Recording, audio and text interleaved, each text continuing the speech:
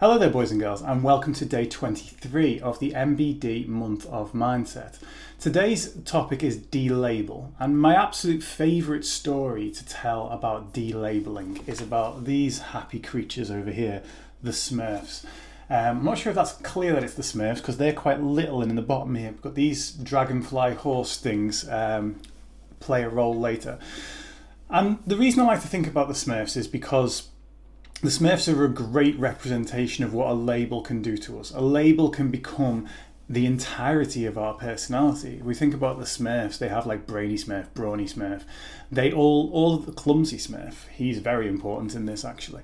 They all have this label placed on them, and that suggests what they are capable of doing. And we have that in real life as well. We get labels, either we place labels on ourselves or other people place labels on us. Or, you're so clumsy, or oh yeah, she's the clumsy one, or he's the brainy one, or he's the one who's not so good at maths, or she's the one who's a bit of a drama queen, whatever it may be.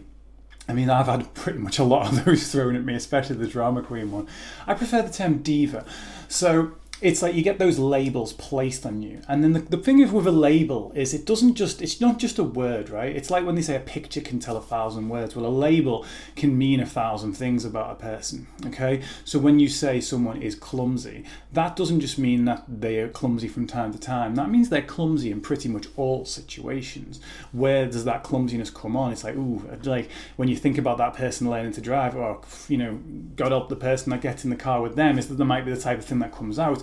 And things that this person's not even done or tried yet, because they've got the label of being clumsy, they do it that way. And the same as if someone is like an entertainer and actually needs attention in order for that entertainment to do its job, basically. If someone's an entertainer and you start thinking of that person as a bit of an attention seeker, well, if that person goes through a struggle in their life and opens up about it, quite often that person then might get labelled again, because they've been labelled as an attention seeker in the past, this is an attention seeker too. It's really damaging. It's a really dangerous thing to do. But the good news is we can delabel and we can also relabel. And I'm going to get into that with a little story about the Smurfs. So, spoiler alert, if you've not seen the Smurfs The Lost Village, I'm about to pretty much tell you the entire synopsis of the film. So if you don't want to know, please stop watching. But if you do want to know what it was and how this relates to us in real life, then carry on watching. So the Smurfs The Lost Village is all about, we've talked about the Smurfs now, they have their labels, and their label tells them what they are good at, what they can expect to be good at, okay? Baker Smurf is good at baking. I wonder if he's good at cooking, I'm not sure, it was never covered. But it's quite specific, you wouldn't ask Brawny Smurf to do a very gentle and delicate task that requires dexterity, you just ask him to do things that require strength. Same time, you don't want Clumsy Smurf doing anything that requires you to be careful, right? But Smurfette doesn't have that label. She's just called Smurfette. And she doesn't have a label telling her what she should be good at. So Smurfette goes off and has a little go at everything. And it turns out that Smurfette's pretty good at everything, really. There's nothing that she's particularly terrible at. She's kind of good and she kind of enjoys a lot of different things. Kind of like a regular human. We're good at various different things. We're good, we enjoy certain things more than others. But she doesn't find that one thing that is just her. So she goes off in search of somewhere else to find that. And she comes across the Lost Village. And in that village, she comes across an entirely female population of Smurfs. But instead of having names that talk about what their abilities are, they just have nice names like Smurf Willow. And I think that's the only one I can remember. And I had them all on screen a minute ago. They have names like that.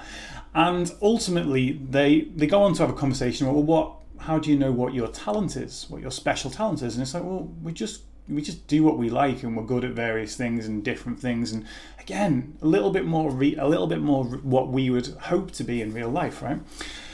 And Clumsy Smurf and one of the female Smurfs from the Lost Village end up riding one of these dragonfly, horsefly things. They're rideable.